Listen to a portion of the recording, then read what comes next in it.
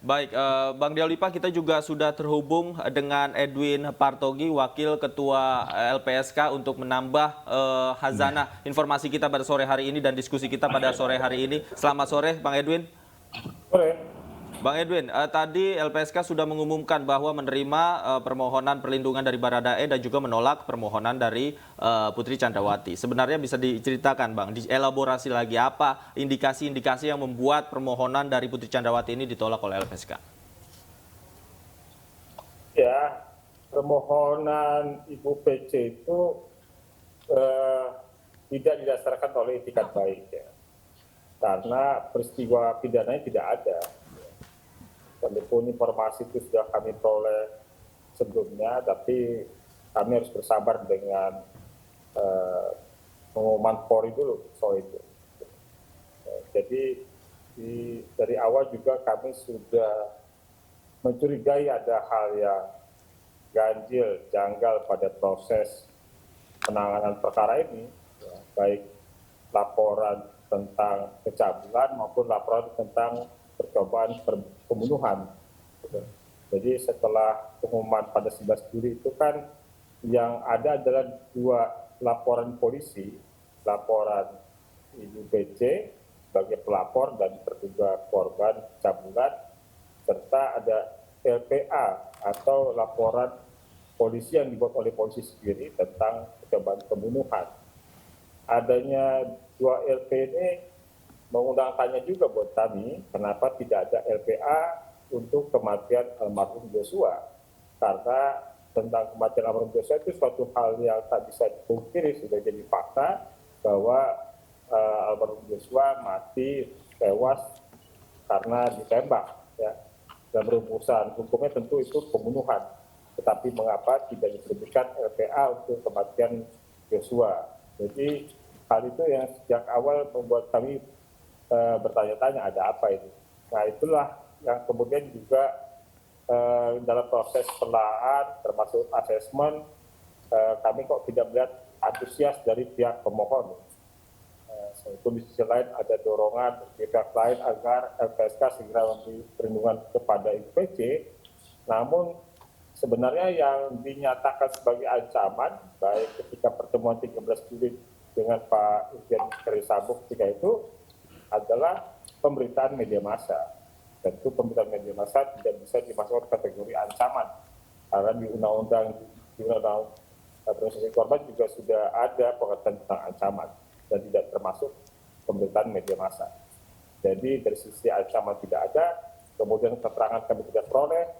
Itu sudah bertemu dua kali yang pada tanggal 16 Juli dan tanggal 9 Agustus. Dan termasuk juga psikolog dan psikiater kami yang ditugaskan tidak memperoleh keterangan apapun. Di lain, Ibu PC bisa memberikan keterangan di hadapan penyidik, ya, bisa memberikan keterangan ketika di Makobrimob, tapi kami nggak mendapatkan keterangan apapun dari Ibu PC. Demikian. Baik, Pak Edwin, di sisi lain LPSK menerima permohonan perlindungan untuk Baradae. Apa saja nantinya bentuk perlindungan penuh yang diberikan LPSK setelah sebelumnya perlindungan darurat dicabut setelah mengeluarkan bentuk perlindungan penuh ini? Ya, kami ada perlindungan fisik ya, artinya kami berkolaborasi dengan Barreskrim, Mabes Polri untuk memastikan keamanan Baradae, ya, yaitu dengan penempatan anggota LPSK di rutan, ya. Kemudian ada pemenuhan hak prosedural sebagai justice collaborator atau saksi pelaku artinya dalam proses pemeriksaan segala macam akan ada pendampingan juga dari LPSK, dari Putri LPSK tidak berlaku sebagai pengacara. Kemudian ada perlindungan hukum, jadi sebagai saksi pelaku atau justice collaborator ada perlindungan hukum yang memang juga diatur dalam undang-undang. Dan kalau dia diperiksa di bagian akhir, artinya dia diminta dulu untuk membuktikan terdakwa atau pelaku-pelaku lainnya. Gitu. Ya. Kemudian tentu ada penanganan khusus seperti pemisahan tahanan yang sebenarnya juga sudah dilakukan oleh Barreskrim Polri. ada pemeriksaan pemberkasan supaya berkasnya tidak digabungkan dengan tersangka lainnya, dan juga nanti kalau persidangan ada bisa saksi pelaku atau justice collaborator ini hadir di persidangan, memberi kesaksian di persidangan tanpa hadir langsung. Itu Mbak. Saya penasaran, tadi Pak Hasto mengatakan bahwa ada indikasi jangan-jangan Ibu Putri sebenarnya tidak mengetahui atau berada dalam tekanan pihak lain dalam memberikan permohonan perlindungan. Apakah LPSK pada saat memintai keterangan dan juga melakukan asesmen psikologis kemarin menemukan indikasi-indikasi tekanan ini yang dialami oleh Ibu Putri? Ya kami nggak punya jawabannya sebenarnya, karena kan motif dari para pemohon ini yang tahu ya para pemohon lah. Apakah benar-benar membutuhkan perlindungan LPSK atau seperti apa motifnya, kami sepenuhnya tidak mengetahui. Baik, Bang Deolipa, LPSK menerima permohonan perlindungan dari mantan klien Anda Baradae. Apa saja sebenarnya potensi ancaman yang perlu menjadi atensi dari LPSK? Ya, paling tidak saya sangat berterima kasih sekali sama LPSK. Kerjanya bagus. Pontennya sekarang 9. Nah, kemarin kan ponten 3, sekarang 9. Top LPSK. Tuhan memberkati. Ya. Sebentar lagi ponten 10 nih. Kalau si siapa Baradae bisa di dalam wilayahnya LPSK sepenuhnya, kan saya bisa ngobrol. Bukan ngobrol sebagai pengacara, kan sebagai teman cinta kan gitu. Tapi kita nggak tahu. Kita mau nanya sama Bang ini LPSK, Bang, apa aman di Bareskrim, tapi udah ada orang ya Bang ya, orang dari kita Bang ya, dari LPSK Bang ya, yang jaga. Ya, kita sudah berkoordinasi dengan Bareskrim, mereka punya bersedia membuka diri untuk berkolaborasi dengan LPSK. Itu juga kita sangat apresiasi, karena tentu tanpa dukungan dari Bareskrim hal ini tentu dilakukan.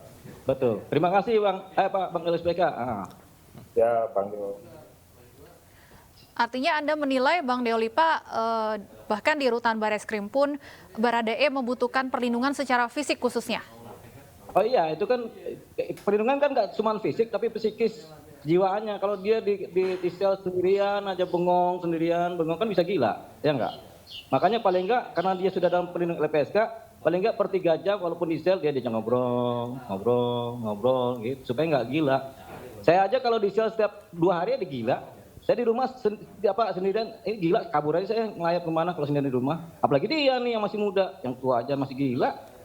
Maksudnya begini, adalah psikolog atau psikiater yang memang jaga di dalam sana, ngajak ngobrol aja. Ini kan udah jadi saksi kunci kan, udah dalam perlindungan. Ngajak ngobrol ini, curhat ini, jaga dia punya rohaninya, jaga dia punya motivasinya, memberikan semangat dia secara kejiwaannya supaya dia normal. Karena orang kalau kelamaan ini bisa nggak normal. Nggak normal ini bukan gila ya, bukan schizofren. Bisa juga semua neurosis biasa kan, tegang, stres, depresi. Tapi lama-lama kalau jadi depresi bisa bunuh diri kan, bahaya.